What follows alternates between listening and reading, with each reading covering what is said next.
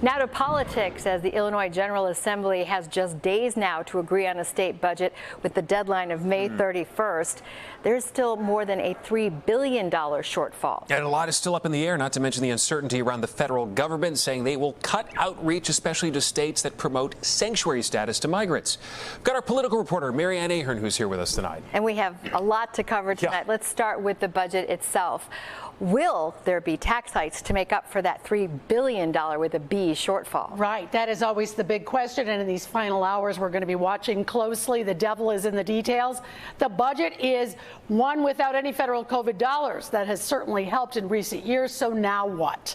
Lawmakers on the budget negotiations worked through the holiday weekend and say there is progress, but there is no public plan just yet. Of course, they are divided along political lines as to how to pay for the many budget demands. I was down here with the rest of the budgeteers all weekend in Springfield. I missed out on the holiday with my family, 15-hour days here at the negotiating table, finding out how to get to a budget that works for the people of Illinois. I think we're very close to being able to have a deal on that budget, and we'll have more conversations today about what that looks like. People are tired of real estate taxes, especially in my district, I'm sure everywhere around the state of Illinois, and how those dollars get spent. I think that today we just need to be very cautious on how we're spending the people's money, and that's what they entrust us to do. And the big unknown, what will happen? Governor Pritzker, once a budget is put together, is expected he will sign it.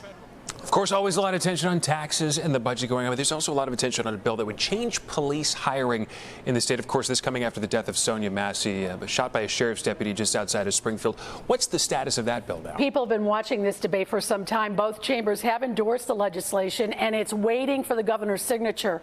Of course, Sonia Massey was shot and killed by a sheriff's deputy after calling 911 last July. She feared there was a prowler in her neighborhood. There was a confrontation captured all on body cam, warned by the Sangamon County Sheriff's deputy. It turns out that deputy, he had worked for 5 other police departments and also had 2 DUI convictions.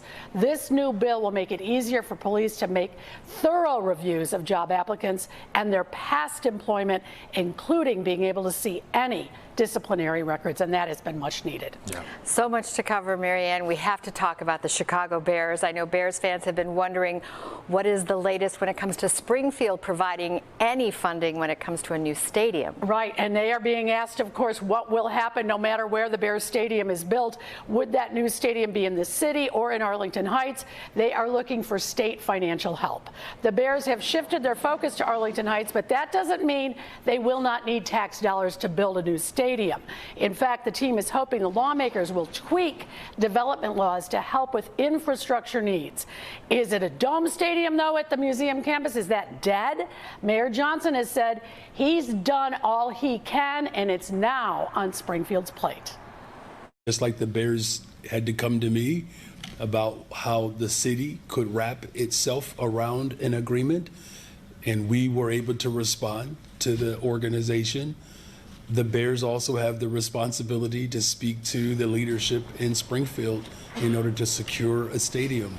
Look, that is out of my control at this point. So the Springfield deadline, it is Saturday, May 31st always. We haven't yet talked about one other huge bill, and that is what to do about the CTA. You've probably seen the ads, perhaps big cuts. What about $1 million needed for transit for CTA and Metra? That challenge we'll talk about coming up when I see you again at 6 o'clock. How are they going to get it all done in time? It's a lot to do. Working some midnight oil. There you go. Yeah. Thank you so much, Mary Ann. We appreciate it. Thank you, Mary Ann.